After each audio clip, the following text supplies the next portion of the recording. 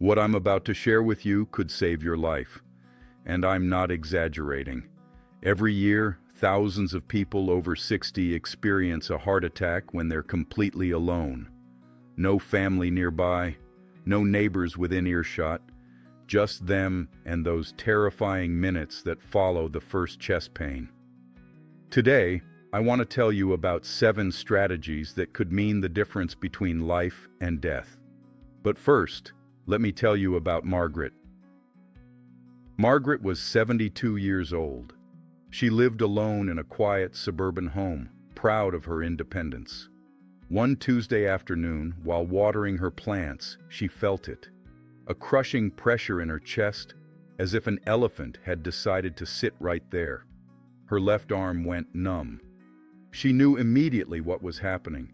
But here's what Margaret did differently than most people, and why she's alive today to tell her story. You see, Margaret had prepared, and that preparation, those simple steps she'd taken weeks before, saved her life. Because when a heart attack strikes and you're alone, you have between 4 and 6 minutes to act before irreversible damage begins. 4 to 6 minutes. That's less time than it takes to brew a cup of coffee, and in those minutes, panic is your worst enemy. Let me be clear about something. I'm Dr. Lucas Mason, and I've spent 25 years in emergency medicine. I've seen what happens when people don't know what to do. I've also seen the miraculous survivals when they do. And the difference isn't luck, it's knowledge, it's preparation, it's knowing exactly what to do when every second counts. So let's talk about what really happens during a heart attack. Your heart muscle needs oxygen, constantly. It's delivered through coronary arteries, those small blood vessels that wrap around your heart like a crown. When one of these arteries gets blocked, usually by a blood clot, part of your heart muscle starts dying. The pain you feel, that crushing sensation, is your heart screaming for oxygen, and the clock starts ticking immediately. Here's what most people don't understand. The first 15 minutes after a heart attack begins are the most critical. This is when you have the greatest chance of preventing permanent damage. This is when simple actions can buy you precious time until help arrives. But you need to know what those actions are before the emergency happens. Because trust me, when that pain hits, when fear floods your system, you won't be thinking clearly enough to figure it out. Let me share the first crucial strategy. Before any emergency ever happens, you need to create what I call a rapid communication system. This isn't complicated, but it's absolutely essential. Here's what it means. Your phone needs to be with you always, not charging in another room, not sitting on a table while you're in the garden. With you, in your pocket, on your person, every single moment. But there's more. You need to have emergency numbers programmed into your phone with one-touch dialing, not just 911, though that's obviously critical, also a trusted neighbor, a family member, a friend who lives nearby. Because if you can't speak clearly, if you're struggling to breathe, you need backup options. And here's something crucial that most people overlook. You should wear a medical alert device. Those small pendants or bracelets that connect directly to emergency services. They're not just for people who fall, they're lifelines for anyone living alone. Margaret had all of this in place. When that pain hit, her phone was in her cardigan pocket.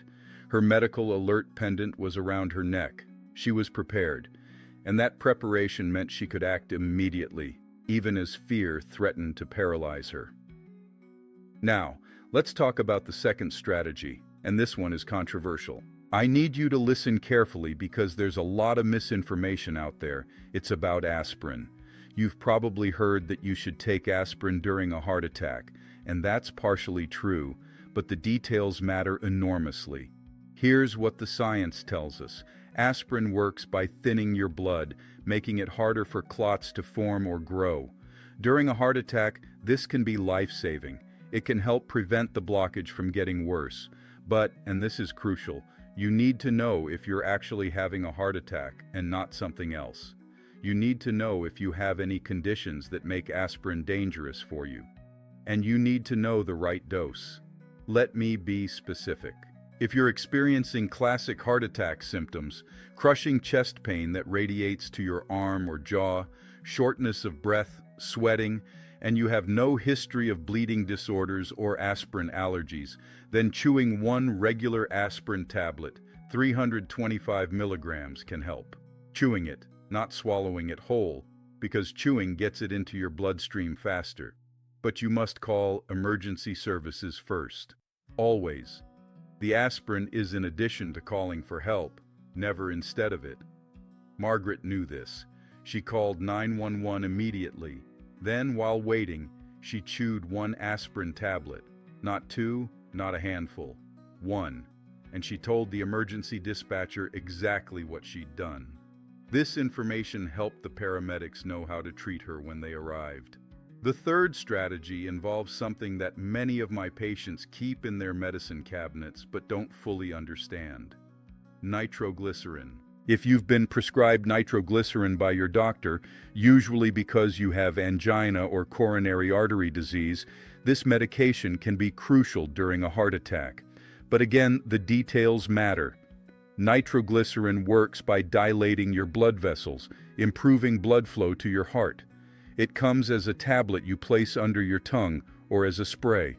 If you're having chest pain and you have nitroglycerin, you can take one dose.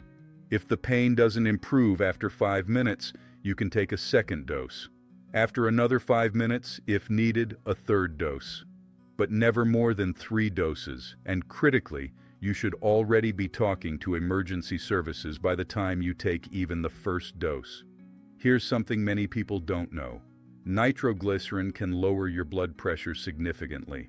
If you've recently taken medications for erectile dysfunction, which many men in their 60s and 70s use, nitroglycerin can be dangerous. The combination can cause your blood pressure to drop to life-threatening levels. This is why you must tell emergency dispatchers about all medications you've taken recently. Now, let's discuss the fourth strategy, and this one surprises most people. It's about body position. How you position your body during a heart attack can significantly affect your survival odds. Most people, when they feel that crushing chest pain, instinctively want to lie down flat. It seems natural. You feel weak, dizzy, scared. Lying down feels safe. But here's what the research shows. The optimal position during a heart attack, if you're conscious and breathing, is sitting up with your back supported, leaning slightly forward. Why? Because this position helps your heart work more efficiently. It reduces the workload on your heart muscle. It makes breathing easier. And if you need to vomit, which can happen during a heart attack, this position is safer. Think about it this way. Your heart is already struggling, already oxygen-starved. Lying completely flat means your heart has to work harder to pump blood throughout your body, fighting against gravity. Sitting up, gravity actually helps. Blood returns to your heart more easily from your lower body. Your lungs can expand more fully. Every little bit of efficiency matters when your heart is in crisis. Margaret remembered this. When the pain hit, her instinct was to lie down on the floor. But she forced herself to sit in her armchair instead, leaning forward slightly, her arms resting on her knees. It felt wrong. It felt uncomfortable. But it was right. And it bought her precious time. The fifth strategy is about breathing. And it's more important than most people realize. When pain and panic hit during a heart attack, your natural response is to breathe rapidly and shallowly. Your body goes into fight or flight mode. Your breathing becomes quick, irregular, panicked. And this actually makes everything worse. Here's why. Rapid, shallow breathing can trigger hyperventilation, which changes the carbon dioxide levels in your blood. This can cause dizziness, tingling in your extremities, more chest tightness, and increased panic. It becomes a vicious cycle. More panic leads to worse breathing leads to more panic. Breaking this cycle can literally save your life. The technique is simple, but you need to practice it before an emergency. Slow, deliberate breathing. In through your nose for a count of 4. Hold for a count of 2. Out through your mouth for a count of 6. This is called controlled breathing, and it does several crucial things. It helps maintain proper oxygen and carbon dioxide balance in your blood. It activates your parasympathetic nervous system, which calms your body down. And critically, it gives your mind something to focus on other than the panic. I want you to try this right now as you're watching. Breathe in slowly through your nose. 1, 2, 3, 4. Hold. 1, 2. Now breathe out through your mouth. 1, 2, 3, 4, 5, 6. Feel that? That sense of calm? In an emergency, this technique can be the difference between maintaining consciousness and passing out. Now, let's talk about the sixth strategy, and this one is practical in a way that might save not just your life, but the speed of treatment you receive. It's simple. Unlock your front door. As soon as you've called for help, if you can safely move, unlock your front door. Or if you have a smart lock, unlock it remotely through your phone. Think about what happens when paramedics arrive at a locked house with someone inside having a medical emergency. They have to force entry. They have to break a window or kick down a door. This takes time. Precious minutes. Minutes that your heart doesn't have. And even after they get inside, they have to find you. They have to search through your home while you're alone, possibly unconscious, somewhere inside. This is why Margaret's preparation was so brilliant. She not only unlocked her front door immediately after calling 911, she'd also thought ahead. She kept her house key in a lockbox by her front door, and she'd given the code to 2 trusted neighbors. She'd told them, "If you ever see an ambulance at my house, open that lockbox and help them get in." It seemed paranoid when she set it up. It seemed like overkill.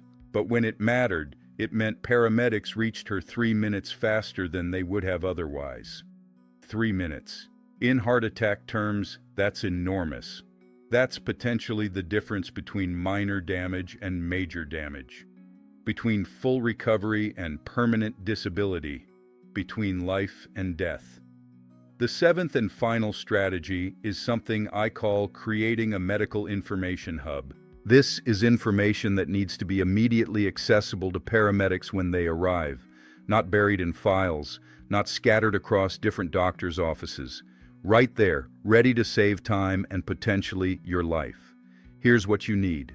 A document, printed and placed somewhere obvious like on your refrigerator, that lists all your current medications with dosages, all your allergies, your relevant medical history, your doctor's contact information, and emergency contacts. Paramedics are trained to look for this information. Many will check the refrigerator first because it's become a standard location for emergency medical information. But there's another component to this hub. You need a small bag, packed and ready, with copies of your important medical documents, a list of your medications, your insurance information, and a change of clothes. Keep this bag somewhere accessible and tell your emergency contacts where it is. When you're being transported to the hospital in an ambulance, someone can grab this bag and bring it. It seems like a small thing, but in the chaos of an emergency, having this information organized can dramatically improve your care. Margaret had her medical information posted on her refrigerator. She had her emergency bag in the coat closet by the front door. When paramedics arrived, they found everything they needed in seconds. They knew her medication allergies. They knew her history of high blood pressure. They knew she'd just taken aspirin. This information guided their treatment immediately, with no delays, no guessing, no dangerous mistakes. Let me tell you what happened to Margaret in those crucial minutes after she called for help. She sat in her armchair, leaning forward, focusing on her breathing. She'd unlocked her front door. She'd taken aspirin. She had her nitroglycerin ready, but waited for guidance from the emergency dispatcher. She fought the panic. She fought the urge to call her daughter first instead of 911. She did everything right. When paramedics arrived 7 minutes after her call, they found her conscious, able to communicate, positioned properly, with her medical information visible on the refrigerator. They had her in the ambulance in under 3 minutes. They were administering treatment before they even left her driveway. She was in the cardiac catheterization lab at the hospital within 45 minutes of her first symptom. They opened her blocked artery. They saved her heart muscle. Today, Margaret has minimal heart damage. She's home. She's independent. She's alive because she prepared. Now I need to address something important. Some of you watching this might be thinking, this all sounds complicated. You might be thinking, I'll never remember all of this. Or worse, you might be thinking, this won't happen to me. I'm healthy. I eat right. I exercise. I don't need to worry about this yet. But here's the reality. Heart attacks don't always give warning. They don't only happen to people with obvious risk factors. Yes, high blood pressure, high cholesterol, diabetes, smoking, these all increase your risk. But I've seen heart attacks in people with none of these factors. I've seen them in people who run marathons. I've seen them in people who've never had a sick day in their lives. The point isn't to live in fear. The point is to be prepared. Because preparation doesn't take much time or effort, but it creates massive protection.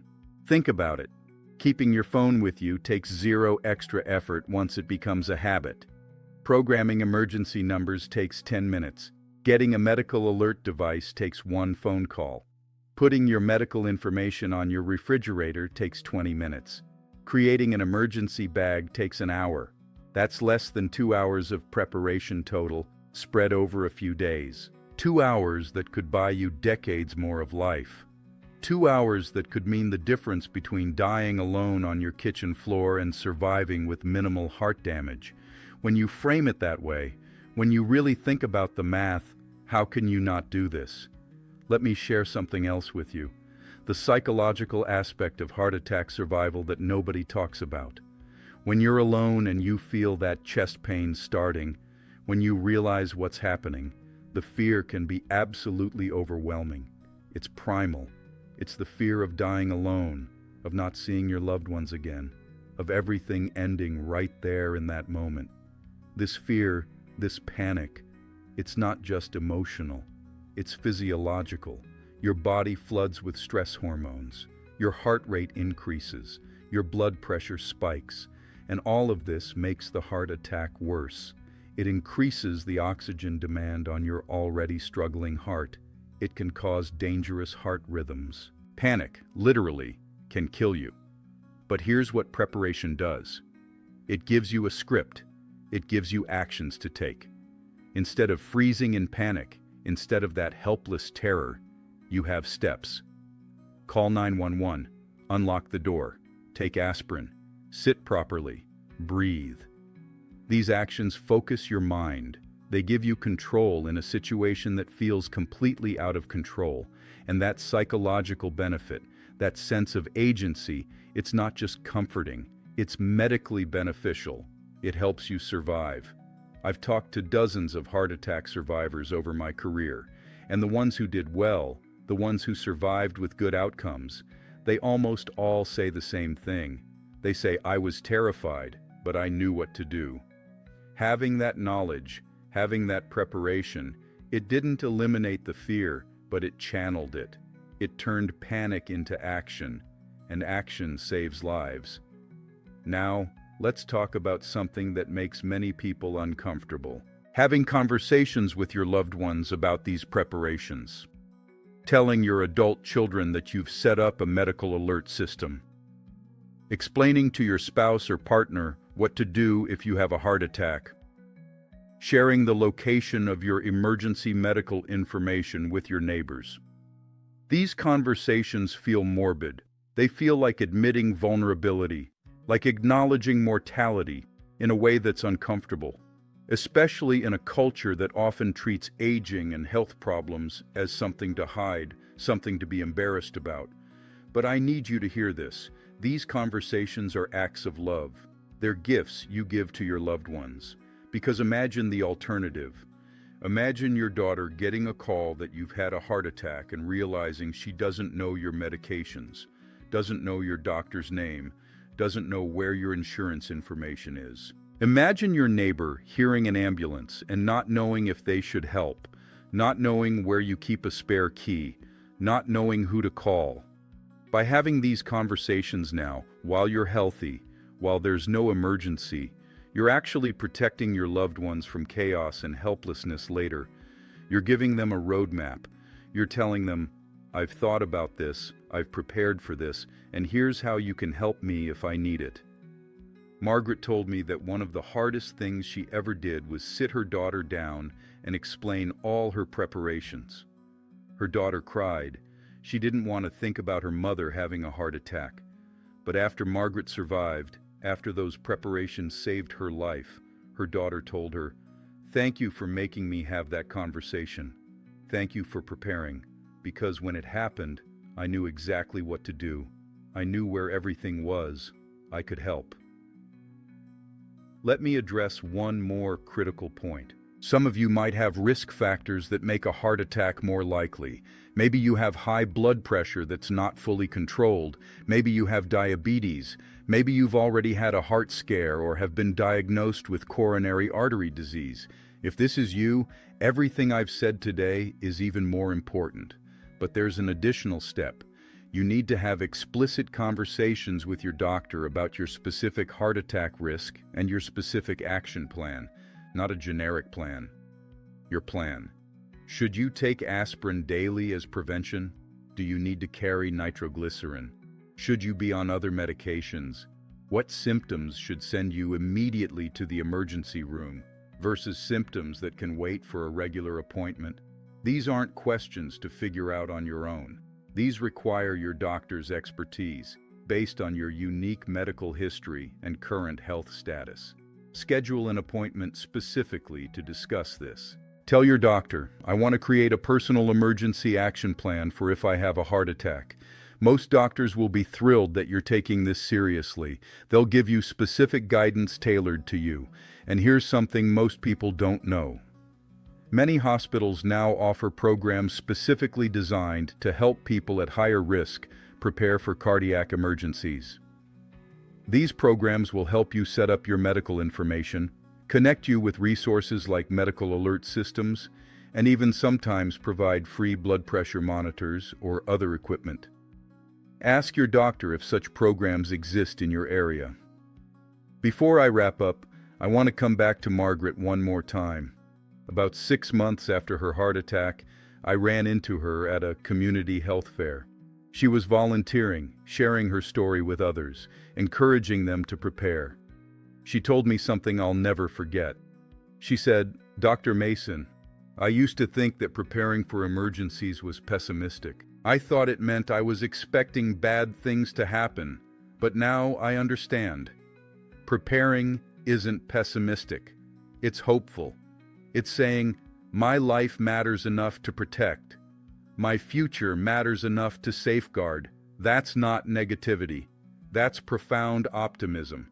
She's right. Everything I've shared with you today, all 7 strategies, they're rooted in hope. Hope that you'll have many more years ahead. Hope that if an emergency comes, you'll survive it. Hope that you'll get to see more grandchildren born, more sunsets, more moments with people you love. That's what preparation really means. So here's what I want you to do after watching this video. Don't put it off. Don't tell yourself you'll do it later. Right now, today, take one action. Just one. Maybe it's programming emergency numbers into your phone. Maybe it's ordering a medical alert device. Maybe it's creating that medical information sheet for your refrigerator. Just one step. Then tomorrow, take another step. And the next day, another. Within a week, you can have all 7 strategies in place. You can be prepared. You can be like Margaret. Because somewhere, someone watching this video will experience a heart attack this year. The statistics are unavoidable, and I want that person to survive. I want them to have the knowledge and preparation to act correctly in those crucial first minutes. You're not alone in this. Millions of people over 60 live independently, healthily, wonderfully. And millions of us in the medical community are working every day to keep you safe, to share knowledge that protects you. This video is part of that mission. Your preparation is part of that mission. We're in this together. One final thought. Life is precious. Every moment, every day, every chance to laugh with friends or hold hands with someone you love or watch the sunrise. You deserve to protect that life. You deserve to have every tool available to extend it, to safeguard it. These 7 strategies aren't just medical advice. They're investments in your future. They're declarations that you matter. Take care of yourself. Prepare. And know that by doing so, you're giving yourself and everyone who loves you an extraordinary gift. The gift of readiness. The gift of increased survival. The gift of more time together. Thank you for watching, and please share this information with others who need to hear it. It could save a life.